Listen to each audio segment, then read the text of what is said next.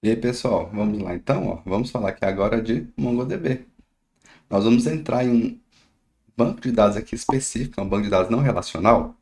E aí, aqui eu quero trazer algo importante para vocês, porque eu tenho uma preocupação muito grande com o tempo de vocês, né? Vocês têm muitas matérias, TI é uma matéria por si só muito grande, né? Uma disciplina muito grande.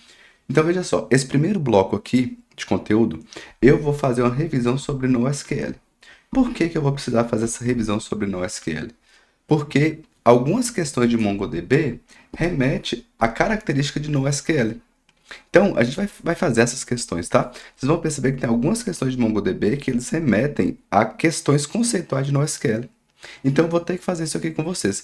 Se você já viu o módulo lá de NoSQL, você pode até pular esse bloco aqui, essa aula aqui, tá? Porque na próxima eu vou entrar especificamente no MongoDB. Agora, se você viu, não se lembra bem, ou enfim, se você ainda não viu, talvez você não precise ver, né? Talvez no seu edital não viu no SQL e tá tudo certo, você não precisa ir lá ver. Mas esse bloco aqui você tem que ver, porque MongoDB, as questões trazem algumas referências lá no SQL que eu vou precisar trazer para vocês para a gente construir esse raciocínio, tá bom? Então, eu estou dando esse direcionamento para que você otimize o seu tempo. Se você já viu, tá tranquilo com o SQL, pode ir para a próxima aula, ok? Então vamos lá. Essa aqui é a bibliografia que eu trouxe. Então, tive que voltar em NoSQL. Esse livro aqui é maravilhoso, do Marty Fowler. E aqui eu trouxe também, ó, alguns livros que eu usei para a parte mais técnica mesmo de MongoDB, que é o nosso objetivo aqui. E aqui também, ó, tem um link para o site oficial. Aqui vai ser o link para o próprio site ali da documentação do MongoDB e por aí vai. Então, esse aqui é o nosso objetivo. Então, pegue seu cafezinho aí e vamos embora. Então, vamos lá, pessoal. Vou trazer a contextualização aqui. Nós vimos banco de dados relacionais e vocês perceberam que banco de dados relacionais, né, o banco de dados relacional, ele tem uma característica que é o uso de tabela. E tabela tem lá a sua estrutura, que é composta de linhas, colunas, e ela é fixa. Ou melhor, ela tem uma estrutura rígida, né? Se você cria uma tabela com várias e várias colunas, essa é a estrutura dela. E todo dado que você colocar aqui, ó, ela vai respeitar essa quantidade de colunas. Talvez um dado nem vai ter, talvez uma das colunas ali vai ser nulo. Não tem problema que vai ficar nulo, talvez aqui vai ficar nulo. Mas veja, eu tenho que especificar que isso aqui é nulo, porque eu tenho que respeitar essa estrutura. Eu tenho que ocupar todas essas colunas. Então, as tabelas, os bancos de dados relacionais, têm justamente essa característica, trazer tabela, duplas, colunas, tem as restrições, né? Então, traz toda uma rigidez que é específica de banco de dados relacional e que faz sentido para muitos dos contextos da vida real. Um sistema de uma padaria, o sistema de pontos da sua empresa, um sistema, geralmente sistemas mais críticos, por exemplo, é importante ter um sistema que vai armazenar, por exemplo, dados de cartão de crédito, dados de nota fiscal. Faz sentido usar isso aqui. Então, como que nós vimos, né? A gente navegou pelos modelos conceitual, lógico e físico. Então, do modelo conceitual, a gente criaria tabelinha, né? Da tabela, a gente usaria SQL para poder armazenar, concretizar, no caso, essa tabela e os dados dessa tabela no nosso banco de dados. Esse era o modelo ali relacional. A gente ia fazendo, né, do modelo entidade de relacionamento, ia para o modelo lógico já criando tabelas, porque tabela é característica do modelo relacional, com tuplas e colunas, e depois a gente usava SQL para criar de fato criar as nossas tabelas, inserir os nossos dados, manipular os dados. Nós vimos SQL lá no modelo de banco de dados relacional, certo? Então, ok. Seguindo, qual que é a diferença aqui agora? Quando nós estamos no mundo NoSQL, eu posso fazer o meu modelo aqui, ó, porém ele vai ser, no modelo lógico, organizado de forma diferente. Ele não vai ser mais tabela, porque tabela, linhas e colunas, isso é característica do modelo relacional. No modelo lógico, eu posso ter banco de dados orientado a documentos, orientado a grafo, orientado a chave-valor, orientado a colunar e por aí vai.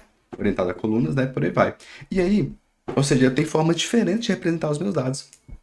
Eu tenho aqui uma característica do mundo real que eu tenho um professor que ele tem CPF e nome. Mas eu quero representar isso aqui no modelo lógico com base em documentos. Ou com base em gráfico, com base em chave-valor, com base em banco de dados colunar, ao invés de representar em tabela. E cada contexto da vida real, pessoal, eu vou ter um modelo melhor a ser utilizado, né? E aí, para eu poder concretizar isso, para eu poder armazenar esses dados, manipular esses dados, eu paro de usar SQL. Antes eu usava SQL, agora eu não uso SQL. Daí o NoSQL.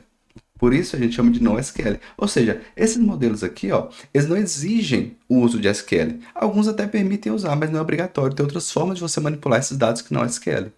Tá bom? Então, Essa é a diferença que a gente fala de banco de dados relacionais para banco de dados não relacionais. Esses aqui são bancos de dados não relacionais, né? Então, por exemplo, o MongoDB é um banco de dados não relacional orientado a documento, ok? Então, sigamos. Então, veja só.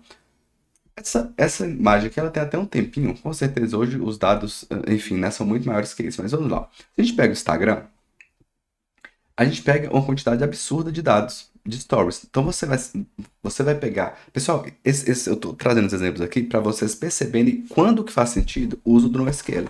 Isso aqui é importante se vier numa discursiva sua, né? Às vezes, até a área geral está vendo discursiva de TI. Se você é de TI, então nem se fala. Então, isso aqui ajuda a gente a criar embasamento, para resolver questões que você tem que pensar também, tá bom? Então, vamos pegar aqui o Instagram. Imagine só um sistema, pessoal, um software, um aplicativo que tem 100 milhões de stories upados por dia. 200 bilhões de reels executados, né, por dia. 95 milhões de posts no dia. 375 milhões de pessoas usando o Direct Messenger ali no Instagram. Então, é dado demais. É muito, muito, muito dado. É nesse contexto que banco de dados relacional ele passa a não ser mais eficiente. Desde o advento de Big Data, você está seguindo a trilha, você já viu Big Data? Eu mostrei para vocês lá, e aqui é importante fazer esse relacionamento entre as matérias, tá? Que Big Data ele trouxe justamente esse volume massivo de dados, né? O Big Data ele tem essa característica. Depois da internet, veio também a internet das coisas, uso de smartphones, a gente teve uma fase chamada de avalanche de dados, porque é dado pra caramba. É muito dado. E quando a gente pega um contexto especialmente de rede social, é importante também que a gente consiga processar um volume muito grande de dados com uma velocidade absurda, certo? Então, se você está na rede social, se alguém postou um stories, você quer ver imediatamente, né? A gente não quer tanto, não é todo mundo que quer, né? Mas, enfim, não pode ficar 5 minutos para o stories ser postado, né? Dependendo do contexto, tem que ser imediatamente, né?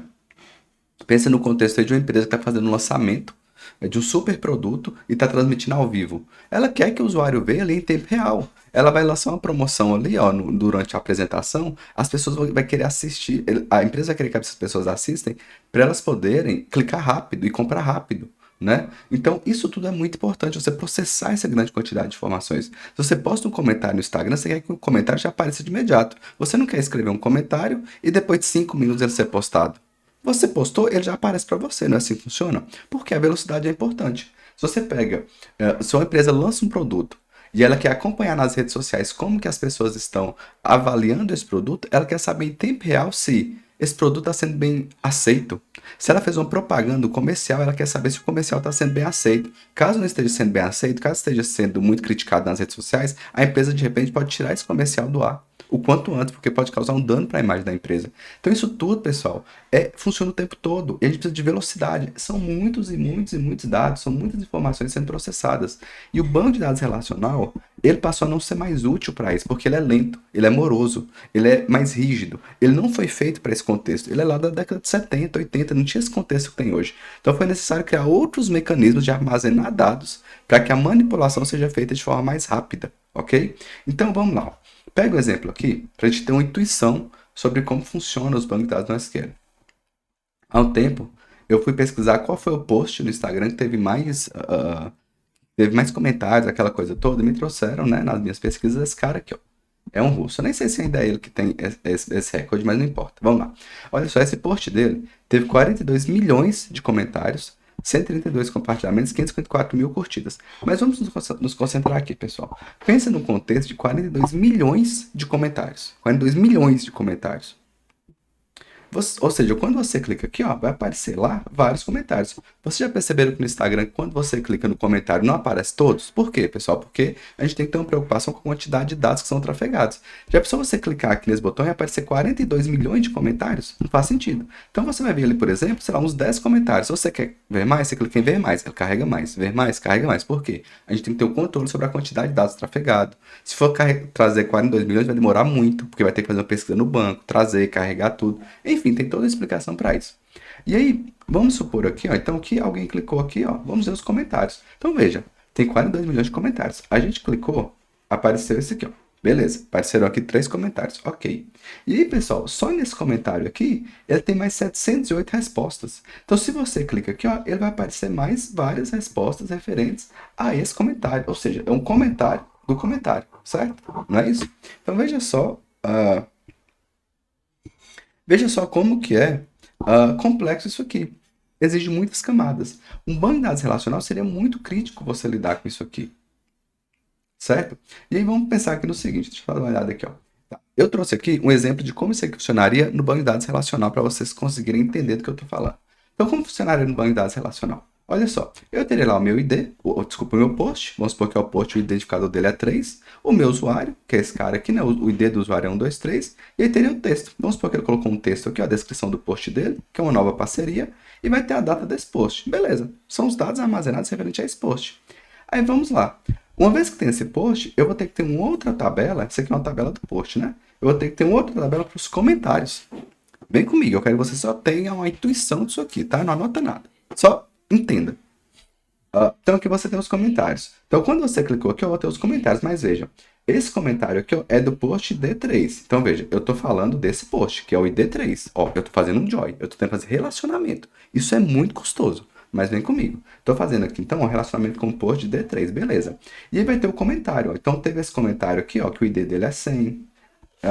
Teve outro comentário aqui, ó, que o ID desse comentário é 200. Esse outro aqui, o comentário dele é 300. E aí, cada comentário que vai ter o ID do usuário que fez o comentário. Beleza. E vai ter o texto. Vamos supor que esse cara aqui, ó, comentou legal. Aí vai ter a data do comentário dele. Esse aqui, ó, comentou sucesso. Vai ter a data. Esse aqui comentou assim, ó, tô nem aí pra você. Por quê? Tem um hater, né? E o hater, ele causa frição, né? O hater, ele traz mais comentários, ele faz com que o negócio burbule. Então quer dizer que esse cara aqui, ó, o comentário dele viralizou. Olha só, ele teve 1.300 respostas, teve mais que os outros, tá vendo por quê? Porque ele foi do contra, né? Ele é o hater. E o hater faz com que haja mais comentários. Então, olha, eu vou ter uma outra tabela que vai ser para os comentários desse comentário. Então, veja, eu vou usar o ID desse comentário aqui, que é o 300, né? Olha só, então vou ter que fazer um join aqui, ó. Vou juntar com essa tabela e aí vai ter os usuários que comentaram esse comentário. Então vai ter o usuário lá desse ID comentou o invejoso, o outro falou sai hater, o outro falou vai lavar vasilha, o outro falou vai dar para concurso. Então veja, são comentários dos comentários. Veja só esse mundo aqui, pessoal, se a gente estivesse usando banco de dados relacionais com tabelas. Eu teria que fazer vários joins aqui. Para eu ver esse comentário, eu tenho que entender que eu tinha que fazer um join com esse comentário, fazer um join com esse post. Então, olha só nesse contexto aqui, eu estou fazendo um join de 3 tabelas absurdamente grandes. Uma tabela dessas teria 42 milhões de tuplas. Só esse comentário aqui eu teria 1.300 tuplas. Só esse aqui ia ter mais várias tuplas. Então vocês estão entendendo que o contexto de banco de dados relacional, vocês estão entendendo que nesse contexto aqui, banco de dados relacional, ele é moroso. Eu tenho que fazer joins, fazer junção gasta muito tempo, consome muito processamento. Então, o que a gente puder evitar de joins, de junção, left join, right join, outer join, full join, isso tudo faz muito sentido. Por quê? Porque isso custa tempo, processamento. Se fosse em banco de dados relacional, a gente não teria redes sociais tão rápidas. Você clicar aqui no comentário ia demorar a processar. Por quê? Ó, quando você clicar aqui, vai ter que fazer joins, enfim. Agora, vamos entender como funcionaria em um banco de dados no SQL. Aqui seria, eu trouxe o exemplo aqui, ó, de um banco de dados orientado a documento. Como funciona isso aqui, pessoal? Como que seria a forma de pensar nisso aqui, ó? Então, por exemplo, se a gente pega, por exemplo, o MongoDB, tá? Só um exemplo, tem vários bancos de dados não relacionais, esse aqui seria o exemplo de MongoDB.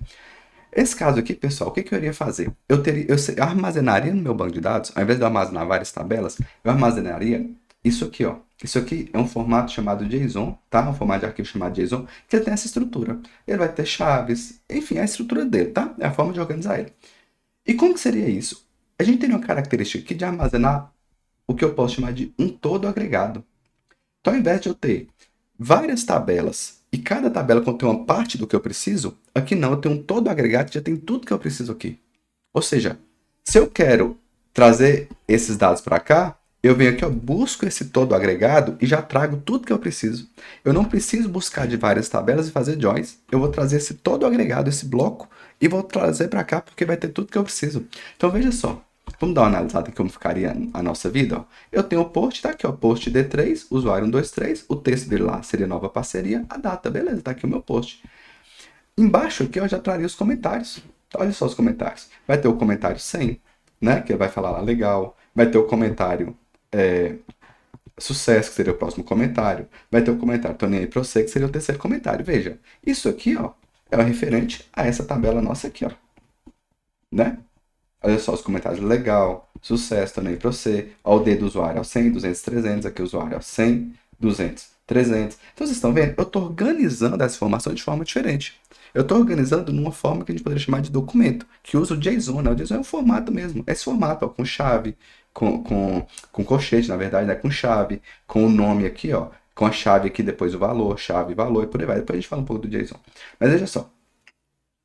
E aí perceba que, lá, nesse caso aqui que teve o comentário que eu quero exibir, veja só, ele vai ter, que é o post 300, né? Do texto tô nem pra você, que é o hater, né?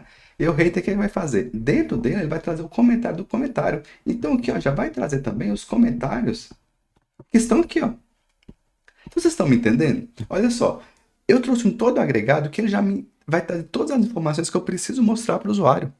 Claro que aqui, pessoal, eu estou simplificando bastante, só quero que vocês tenham a intuição disso aqui. Então, olha só, bastou uma busca no meu banco de dados para me retornar esse todo agregado. Pronto, eu já levei tudo. Aí o programador ele vai pegar esses dados e vai, né, vai desenvolver o código para poder exibir tudo certinho. Mas o que eu quero mostrar para vocês é que a gente pensa da perspectiva do banco de dados, eu não preciso ficar fazendo joins, tá tudo pronto, é um todo agregado. Eu entrego para você. Isso é um banco de dados no SQL, não relacional, que ao invés de armazenar os dados em tabela, ele armazena dessa forma. Isso facilita demais a minha vida. Tá dando para entender? Tá dando para criar a intuição do porquê banco de dados não relacionais faz todo sentido no contexto de Big Data, que a gente tem muita informação? É por conta disso. Eu consigo manipular esses dados de forma muito mais simples e muito menos rigorosa do que um banco de dados relacional. E aí eu vou trazer mais um exemplo aqui também para convencer vocês das vantagens disso aqui. Vamos supor o seguinte. Vamos supor que o dono lá do Instagram virou e falou assim: olha, agora eu quero que os comentários. ah, deixa eu pensar aqui. Agora eu quero que. Eu quero colocar. Aqui já tem um botão de like, né? Nos comentários. Tem um like. Todos não tem um like lá? Agora eu quero colocar uma nova flagzinha. Eu quero colocar um novo ícone, que vai ser o ícone tem o like. Eu quero colocar o ícone do, que é o coraçãozinho, né?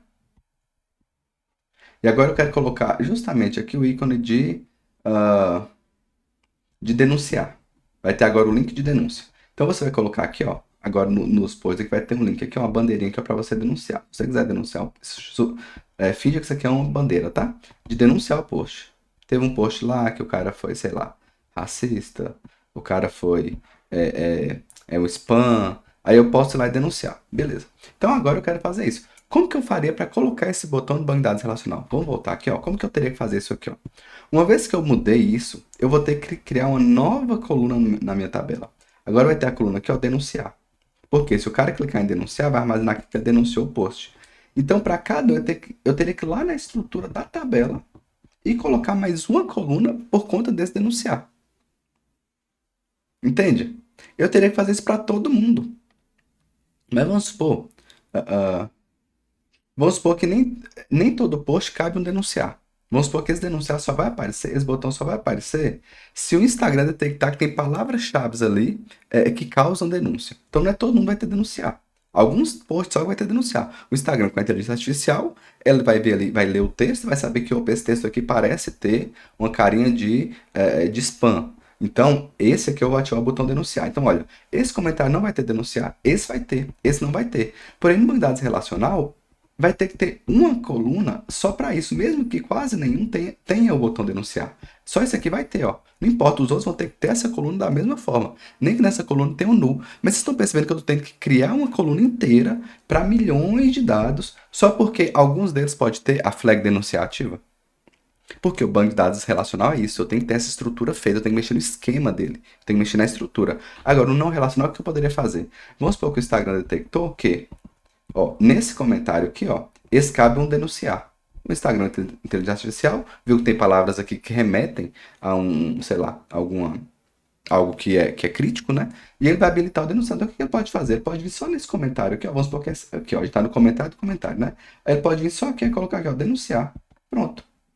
Denunciar.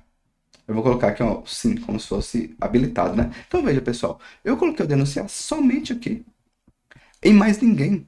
Porque eu tenho essa flexibilidade, eu não preciso alterar toda a estrutura. Se esse aqui futuramente virou um comentário que está aderente a ser denunciado, você vem aqui e coloca, ó, mais um dado aqui, ó, denunciar.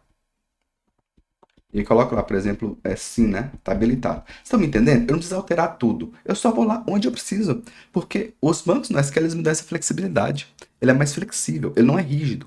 Então eu só acrescento o campo onde eu quiser. Se amanhã quiser fazer mais alguma coisa, eu não tenho, tudo bem. Nos próximos posts eu acrescento esse novo dado aqui, ó. Ah, mas é só aqui que ele vai aparecer. Tudo bem que apareça só aqui, não tem problema nenhum. Então ele me traz essa flexibilidade. E aí, essa é a diferença, de forma genérica, entre bancos relacionais e não relacionais. Os não relacionais eles são úteis em alguns casos. E aqui eu trouxe os motivos para deixar o modelo relacional migrar para o NoSQL. Produtividade. Então ele oferece um modelo de dados que adapta melhor as necessidades do aplicativo. Eu passo a olhar para o aplicativo. O aplicativo precisa o quê? Que eu envie esse todo agregado? Então eu envio esse todo agregado. Ah, não, o aplicativo ele só precisa que eu envie isso aqui, ó. Tudo bem, eu envio só isso. Ok, eu envio só isso. Eu consigo adaptar melhor. Eu consigo construir esses dados aqui, ó, de uma forma que atenda melhor o que o aplicativo precisa. Ah, o aplicativo que eu falo o quê? A pessoa está programando lá, né? Você fez aqui o software. O software vai consumir dados do banco de dados. Então, eu remeto os dados para esse aplicativo aqui da forma que ele quer, da forma que ele precisa. Eu consigo modelar, manipular melhor esses dados aqui, ó, para a forma que o aplicativo quer. Tudo bem? Então, eu devolvo já da forma, eu devolvo aquele todo agregado da forma que o aplicativo quer. Isso simplifica a interação e resultado em menos código. Então, grandes quantidades de dados necessitam de obter mais dados e processá-los mais rapidamente. As empresas estão considerando caro e às vezes impossível fazer isso com banco de dados relacionais. É o que eu venho falando com vocês. Isso aqui eu trouxe diretamente do livro lá do Martin Fowler, né? Que ele traz isso pra gente. Isso porque banco de dados relacionais são projetados para execução em uma única máquina. Ainda tem esse detalhe. Mas geralmente é mais econômico executar grandes quantidades de dados e computação em clusters com muitas máquinas. Nós vamos ver isso aqui, tá? Já já eu falo sobre isso. Muitos bancos de dados no SQL são projetados explicitamente para execução em cluster, sendo mais apropriado em cenários de grandes quantidades de dados. Nós vamos falar sobre isso aqui ainda, mas veja, grande quantidade de dados. Faz sentido a gente falar de NoSQL. Aqui eu coloquei algumas diferenças, tá? Nada demais entre SQL e NoSQL. Então, SQL é banco de dados relacionais do SQL, aqui tem sua linguagem própria de consulta, muito útil para aplicações convencionais, né? Os bancos de dados relacionais. Aqui é muito, que não segue um padrão. Né? Então, os não relacionais eles não seguem um padrão. Não precisa ser aplicação convencional. Cada tipo de aplicação ele pode se adaptar melhor ali. Aqui armazena os dados em tabela e não relacional tem sua própria estrutura de armazenamento. É exigido em grandes quantidades de dados. Ok? Então, a diferença aqui de relacional e não relacional.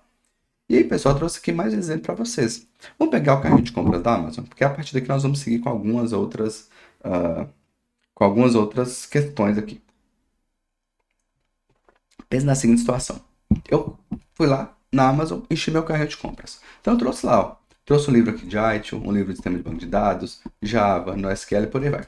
Pessoal, pensa na seguinte situação. Isso aqui é só o carrinho de compra, né? Então tá lá os carrinhos de compra. Vamos supor que isso aqui seja feito com banco de dados relacionais. Como que ia acontecer essa estrutura aqui, ó? Eu vou ter, então, uma tabela de livros que vai trazer os dados o quê? Dos livros, ó. Dado do livro, dados do livro, dados do livro, dados dos livros.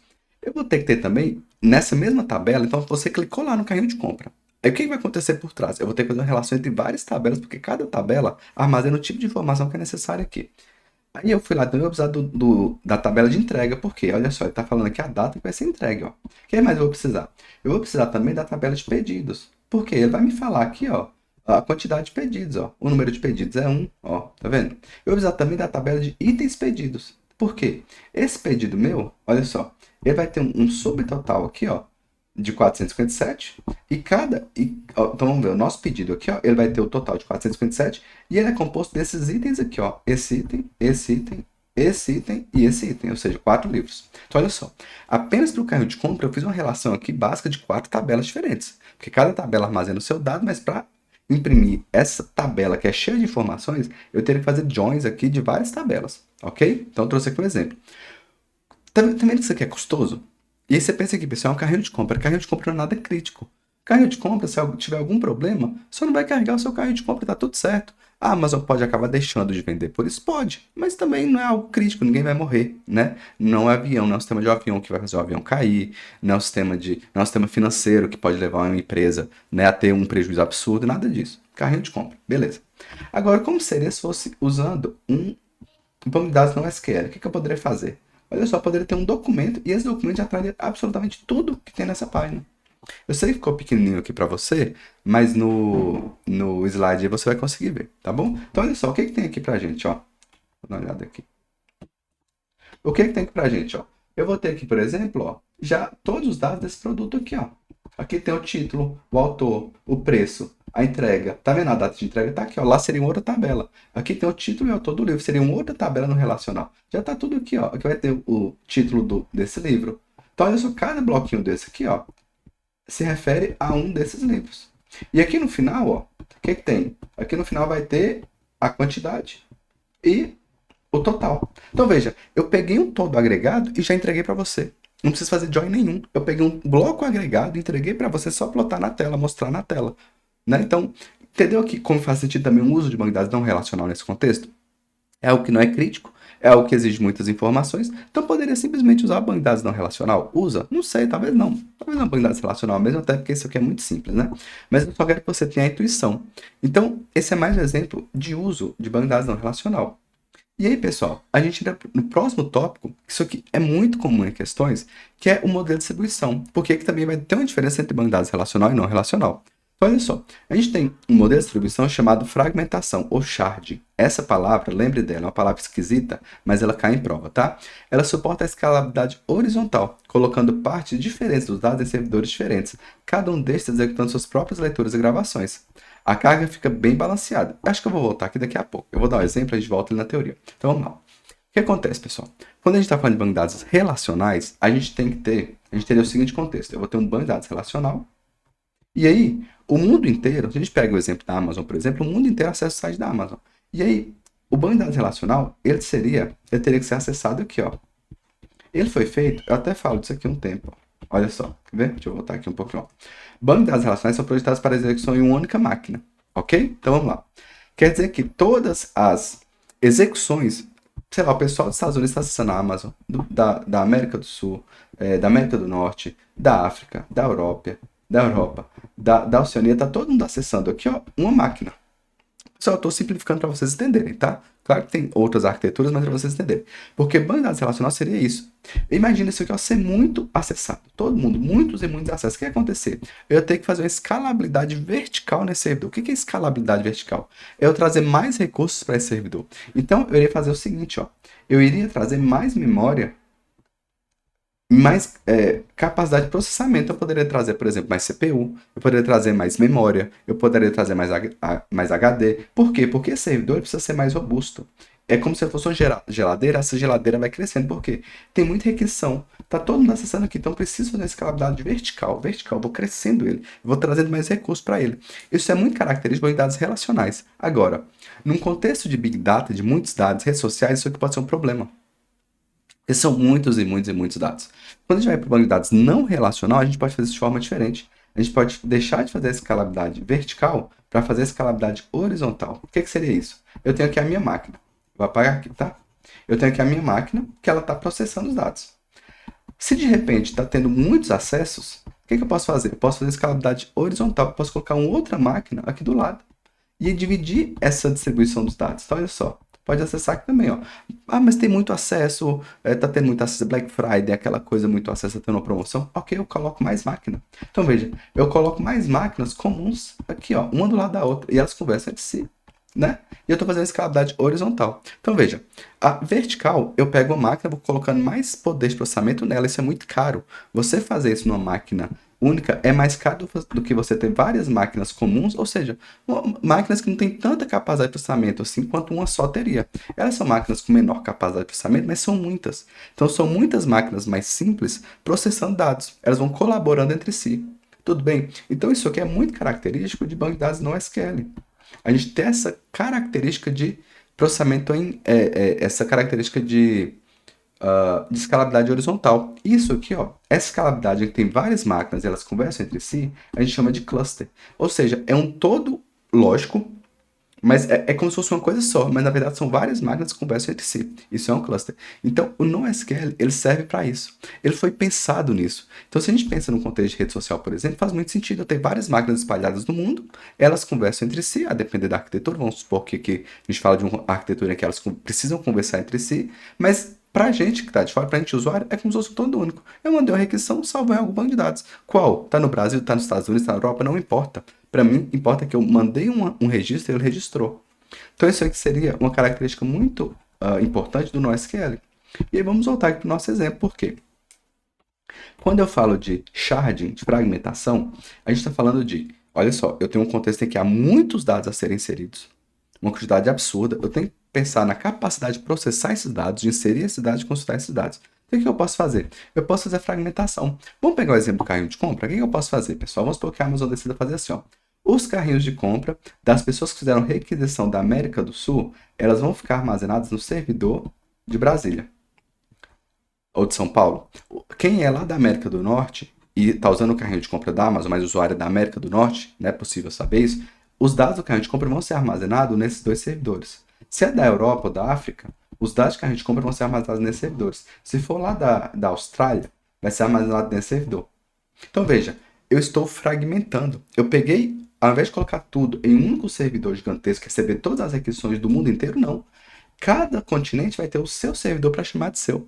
E eu armazeno ali esse agregado. Então, por exemplo, aqui, ó, aqui estaria armazenado o meu carrinho de compras.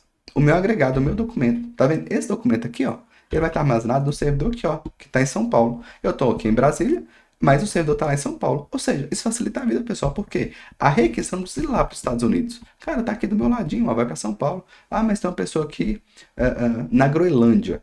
Beleza, tem um servidor aqui, ó, mais perto dela. O agregado que a gente compra vai estar aqui. Então, se essa pessoa acessa, se eu vou lá acessar de novo a Amazon, eu abro a Amazon aqui e vai ter lá o meu carrinho de compra, onde que vai ser a aplicação vai buscar esse registro que a gente compra? Ele vai vir nesse servidor aqui. Ele não vai nesse servidor aqui, muito menos nesse. Ele vai vir aqui no servidor de São Paulo, que está próximo de mim. Isso diminui a latência, né? Diminui o tempo de você mandar uma requisição e ela retornar. Pessoal, uma compra é definida pelo cliente em segundos. Então tem que ser rápido mesmo, tem que pensar na arquitetura que faz o cliente comprar mais. O cliente compra muito por impulso, né? Então você vai lá, ó, eu quero processar rápido. Então você vai lá, entrega aqui. E eu quero também fazer com que eu quero pegar essa quantidade absurda de dados que eu tenho e compartimentar. Eu não quero deixar tudo em um lugar só. Você compartimenta e assim você consegue lidar melhor com esse processamento, porque tem menos dados em cada servidor. E essa é uma característica do sharding, porque olha só, o que ele faz? Ele pega partes diferentes dos dados e coloca em servidores diferentes. Então, ao invés de ter um servidor único, ao invés de ter um servidor único com todos os dados do mundo, vamos colocar aqui, ó, tem um servidor único aqui, ó, que ele tem todos os dados do mundo. No caso da fragmentação, a gente não faz isso. O que a gente faz? A gente pega os dados que são do Brasil, vamos supor que esses dados aqui sejam da América do Sul. Esses dados vão ficar aqui. Esses dados aqui são da América do Norte. Esses dados vão ficar aqui. Esses dados aqui são da América. Desculpa, da Europa. Da Europa e da África, eles vão ficar aqui, nesse servidor. E esses aqui são aqui, ó, da Oceania, eles vão ficar aqui. Entende? Ou seja, eu fragmentei. Eu peguei, ao invés de ter só um servidor com todos os dados, não. Cada servidor vai ter uma parte dos dados. Cada servidor tem uma parte dos dados. Essa é a característica do sharding. Então, olha só. A carga fica bem balanceada entre os servidores. Se tem 10 servidores, cada um vai lidar com 10% da carga, entendeu? Vamos supor que eu tenho 10 servidores, eu tenho 100% ali de registro. 10% desse registro vai ficar nesse servidor, ou 10% no outro servidor, ou 10% no outro servidor. Então você divide essa carga, então fica melhor balanceado, porque quando tiver muitas requisições, vai ser balanceado. Algumas requisições vai para um servidor, as outras para outro servidor, outras para outro servidor, então tem um balanceamento de carga.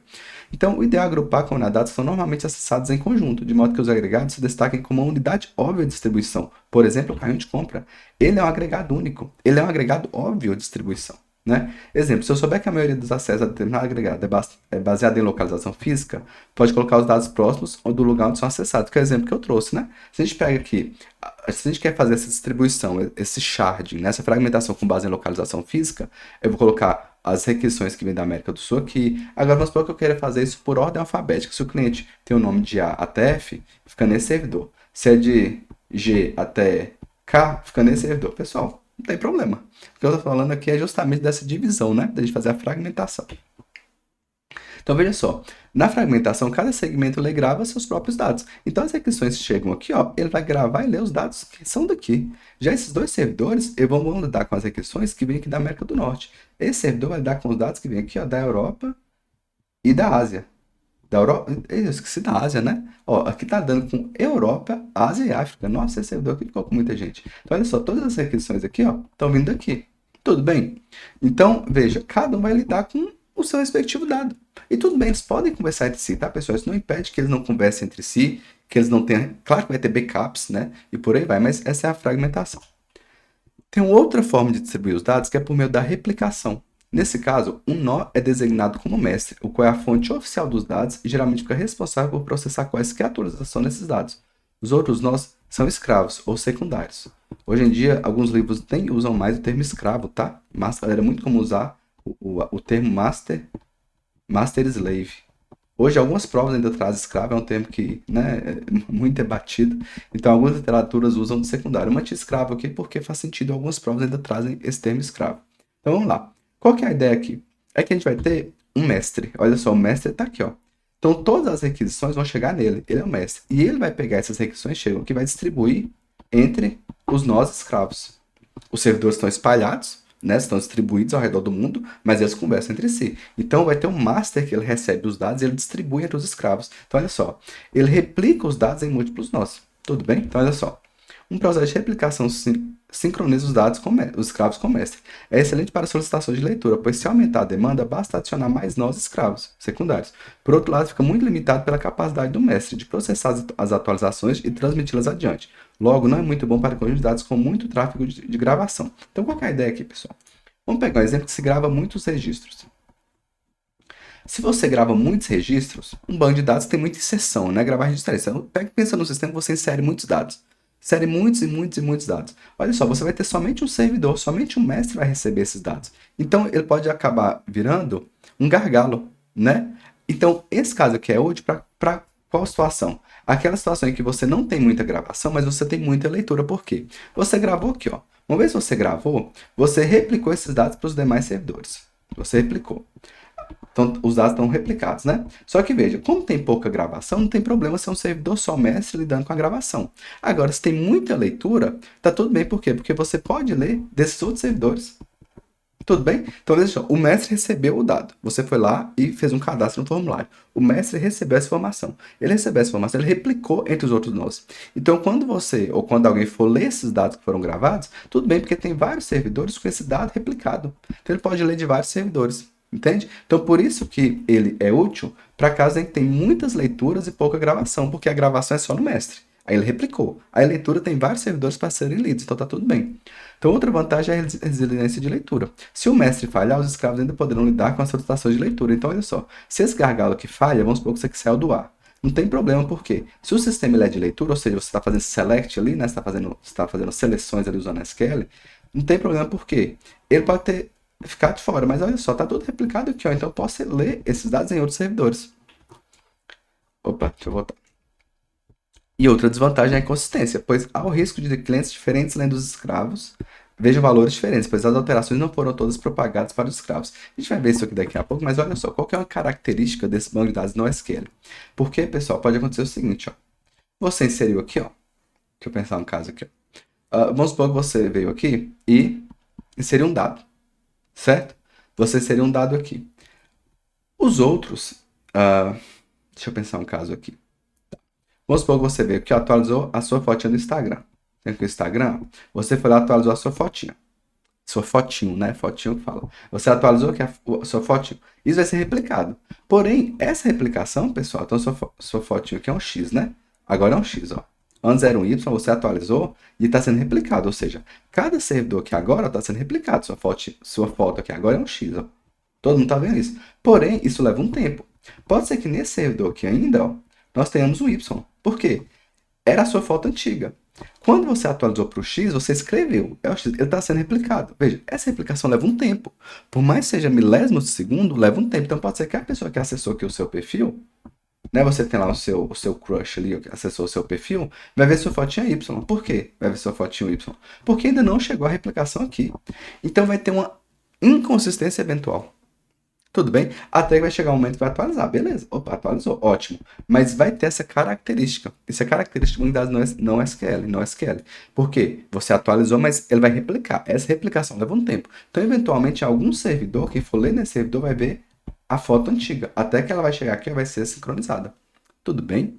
Então, tem essa questão que é uma desvantagem, né? Que é essa inconsistência. Até que tudo seja replicado e fique tudo igual. Isso nos leva a essa propriedade base. tá? Essa propriedade base, vamos lá. Quando a gente está falando de banco de dados relacionais, a gente fala das propriedades ACID. Banco de dados relacionais faz sentido falar do ACID. Então, veja só, vamos supor que você está fazendo transação bancária. Pessoal, a gente está falando de banco, a gente está falando de dinheiro, não faz sentido usar no SQL. Por quê? Porque a gente tem que preocupar muito com as propriedades de atomicidade, consistência, isolamento, durabilidade, que a gente vê lá em banco de dados. Mas aqui eu vou trazer só para a gente comparar. Então, veja só, vamos pensar na seguinte situação. Você tem lá na sua conta, R$ 1.000, e aí você acabou de fazer, você tem lá, você e a sua parceira, o seu parceiro dessa mesma conta, tá? Então você foi lá, o que você fez? Você fez uma transferência de R$ 700. E a sua parceira, o seu parceiro, foi lá e fez uma transferência de R$ 500. O que acontece no banco de dados relacional? Ele vai estar muito preocupado com a consistência, né? Ele tem esse mecanismo ACID, que eu não vou entrar no mérito aqui, pessoal, porque eu não quero, não faz sentido aqui agora pra gente. Mas o que vai acontecer? Ele vai fazer o seguinte, ó, se você fez a sua rotação agora para transferir 700, e a outra pessoa também fez a o processo ele transferir 500, no banco de dados relacional, ele não vai deixar que isso aconteça ao mesmo tempo. Ele vai falar assim, ó, opa, peraí, ou de 500, aguarda um pouquinho, primeiro nós vamos fazer essa transação aqui, ó. Então, vai fazer essa transação de 700 e aqui vai passar a ficar com 300. Então, essa transação de 500 entrou numa fila. Você fez 700, agora que concluiu todo o processamento dessa transferência de R$ 700, agora eu vou processar a transferência de R$ 500. Então, beleza, agora sim eu vou olhar aqui, ó. Opa, mas só tem 300, então não vou permitir que você faça essa transferência. Por quê? Eu tenho que garantir esse sistema que vocês estão me entendendo? Deixa eu repetir aqui, talvez eu não tenha sido claro. Vamos supor que duas pessoas tentaram fazer a transferência basicamente ao mesmo tempo. Uma de 700 e outra de 500. Só que nós só temos 1.000 na conta. Então o que vai acontecer? O de 700 vai ser processado primeiro, porque o banco de dados relacional preocupa com isso. Ele vai pôr essas transações no fila. Então, primeiro eu vou processar de 700, depois eu vou processar de 500. Então, ok. Ele vai então fazer todo o processamento de 700. Então, ele vai pegar os R$ 1.000, vai debitar os 700 da minha conta e vai sobrar 300. Uma vez que ele fez essa transação 100% correta, fez todo o processamento, transferiu certinho, ok? Agora ele vai para a próxima transação que ficou na fila, que é transferir R$ 500. Só que na hora de transferir R$ 500, ele vai ver que aqui, opa, tem R$ 300. Então, ele não vai permitir que essa transação seja feita. Então, ele vai falar para o usuário, ó, você vai aparecer lá no aplicativo do banco, né? Ó, você não tem crédito suficiente para fazer essa transação. Porque ele está preocupado com essa consistência. Isso é característica do banco de dados relacional. Então veja que aplicações muito críticas, você tem que de repente usar banco de dados relacional. Só que em algumas aplicações a gente não está muito preocupado com essa consistência. A gente permite consistência. Por exemplo, é o caso da foto. Eu permito que isso aqui fique temporariamente inconsistente. Por quê, pessoal? Porque isso aqui não é crítico. Eu estou mais preocupado com a velocidade com que isso acontece. Eu não quero colocar em fila. O fato de eu colocar transações em fila vai processar uma completa, depois processar outra completa, depois processar outra completa. Isso leva mais tempo. Eu não estou preocupado com isso. Em um contexto, por exemplo, de rede social, eu estou mais preocupado com a velocidade, com a disponibilidade. Não tem problema uma foto demorar para ser atualizada. Não tem problema nenhum. Não vai matar ninguém. Entende? Então são sistemas aqui, no caso, por exemplo, menos críticos. E aí a gente entra, então, nas propriedades base, que elas se contrapõem às propriedades ACID. Então, a base é o acrônimo para Basically Available, Soft State e Eventually Inconsistent. Eu trouxe aqui, tá? Mas eu vou para o próximo slide, porque a gente vai falar de cada um, já trazendo exemplo. Então, vamos lá. Basically Available, basicamente disponível. Então, olha só. Em vez de impor consistência imediata, o que é consistência imediata, pessoal? Isso aqui, ó, isso aqui é um sistema totalmente consistente. Primeiro você debita os 700, depois você vem aqui e faz os 300. Se eu estou usando aqui no sistema bancário, deixa eu só mostrar isso aqui para vocês. Se eu estou aqui no sistema bancário, quer dizer que qualquer pessoa do mundo que acessar isso aqui, ó, vai ter consistência. Se eu tinha 1.000 e eu debitei 700, ficou 300. Qualquer pessoa no mundo vai acessar esse mesmo banco de dados aqui, ó. Ou seja, pessoal, todo mundo vai ver que tem 300. Não importa, ou seja, vai ser sempre consistente. Vocês estão me entendendo? Pessoal, é um pouco difícil, mas eu espero que vocês estejam me entendendo. Estejam me entendendo. Isso é importante para a prova. Então, olha, se eu tenho só um lugar que essa informação está armazenada, sempre vai ser consistente. Eu estou garantindo a consistência. Todo mundo que vier aqui vai ter 300. Por quê? Está aqui no mesmo lugar. Eu não estou replicando, eu não estou reproduzindo esse dado em outros lugares. Tá bom? Mas na propriedade base, a gente tem essa Basically Available. Ou seja, em vez de impor consistência imediata, os bancos no SQL garantirão a disponibilidade dos dados, espelhando e replicando os nós do cluster de banco de dados. Então vamos lá. Deixa eu explicar isso aqui. Vamos supor que vai ter aqui o nosso Rock in Rio. E aí as pessoas do mundo inteiro estão lá loucas para poder fazer a sua agenda no hotel, lá no Rio de Janeiro, que vai ter o Rock in Rio. E o que pode acontecer aqui, ó? Vamos supor que esse hotel aqui, ó, ele só tem um quarto disponível. Esse hotel ele só tem um quarto disponível. E uma pessoa lá dos Estados Unidos ele vai fazer a reserva desse quarto. Mas ao mesmo tempo, tem uma pessoa lá no Japão tentando também fazer a reserva desse quarto. Se for no banco relacional, o que ia acontecer? Ele ia pegar uma transação, colocar numa fila, para depois vir o outro. Aqui a gente não está preocupado com isso, a gente deixa reservar. Por quê? Eu estou preocupado com manter isso disponível. Eu quero que a minha aplicação esteja disponível para que isso aconteça. Então, olha só, o que pode acontecer, pessoal? Aqui, ó, o sistema responde mesmo que haja alta demanda. Então vai ter várias pessoas tentando acessar esse quarto. Eu vou permitir que elas armazenem. Eu vou permitir. Então essa pessoa ela vai vir aqui, ó, vai armazenar. Mas para essa pessoa aqui, ele também vai conseguir armazenar. Temos um problema. Temos duas pessoas reservando o mesmo quarto. Se fosse no relacional, como é que ia acontecer? Vamos supor que essa transação é X, essa é a Y. Ele chegar às duas requisições, o banco de dados relacional vai falar assim, opa, peraí, primeiro eu vou processar X, depois eu processo a Y. Então ele vai processar X, vamos supor que essa pessoa conseguiu fazer a reserva, aí depois que reservou, ia vir Y. Quando Y fosse fazer a reserva, ia falar assim, opa, não tem mais quarto disponível. Ali ia falar para ele, ó, não tem mais quarto disponível. Você não conseguiu, por quê? Porque a gente primeiro processou X, reservou a última vaga, depois veio Y. No banco de dados não relacional, a gente não preocupa com isso. Eu deixo reservar. Ah, mas e aí, pessoal, depois resolve. Isso é um problema de negócios. A empresa quer. Deixa reservar. Depois vai ter cancelamento. Depois a gente encaixa outra pessoa. Ah, vamos supor que nas nossas reservas aqui do hotel, nós temos 10% de cancelamento. Então deixa. Vai ser duas pessoas reservando mesmo. Depois a gente realoca. Vocês entendem? Às vezes já aconteceu com você. Chegar no hotel e falar assim, ah, não, mas é porque você vai para um quarto diferente. Às vezes foi por conta disso. Às vezes eles aceitam isso. Ele quer que o sistema aceite. Então a gente está preocupado com a disponibilidade. Esse quarto vai ficar disponível sim. As pessoas vão reservar sim. Depois a gente resolve. Porque eu não estou preocupado com a consistência imediata. Tudo bem? Então vamos seguir. Isso traz para a gente a propriedade também de estado flexível, soft state. Devido à falta de consistência imediata, que é isso que eu estou falando com vocês, os valores dos dados podem mudar com o tempo. O modelo base rompe com esse conceito de banco de dados que impõe consistência imediata. Logo, admite-se o fato de banco de dados não ser consistente o tempo todo. É justamente isso, veja. O tempo entre ela gravar, ela reservar e ele reservar, ou melhor, vou usar uma lógica diferente. Ela veio aqui, ó, e está reservando. Ele abriu o aplicativo para ver quantos quartos tem disponível. Vamos supor que ela acabou de fazer a reserva. E essa reserva que foi feita vai ser replicada entre os vários bancos, né? Vai ser replicado. Ó, vai ser replicado. Então, só que veja, esse banco de dados aqui, ó, ainda não recebeu a replicação. Como ainda não recebeu a replicação, na hora que ela abriu o aplicativo para ver as vagas do hotel, vai falar que esse quarto está disponível. Tem um quarto lá, ó. Por quê? Porque ainda não replicou essa reserva que ela acabou de fazer. Vocês estão me entendendo? Está sendo replicado, ó. Então pode ser que, como ainda não replicou para cá, pode ser que ele consiga reservar. Por quê? Porque não replicou. Ele ainda não viu que foi feito a reserva, que não tem mais nenhum quarto disponível. Então a gente permite esse estado flexível. Isso faz com que o banco de dados não esteja consistente o tempo todo. Aqui tem uma inconsistência. Por quê? Não tem mais quarto, tem 0 vagas. Mas para ele aqui, está parecendo que tem um quarto disponível. Na verdade, tem 0 quartos. Mas eu permito esse estado flexível. Então o sistema responde mesmo que não haja mais vagas disponíveis. Isso acontece porque é muito comum, que é o overbooking, né? Ou seja, não apareceu para ele e falar que conseguiu reservar. Porque demorou a ocorrer essa replicação. Então tem o overbooking. Isso acontece muito em ônibus, né? Em ônibus. Em avião. Inclusive o próprio livro do Martin Fowler, ele fala disso, né? Ele traz justamente o exemplo do avião. Ele fala assim, quantas vezes você chega lá, vai pegar seu voo e tem um overbooking? Alguém vai ter que sair por quê?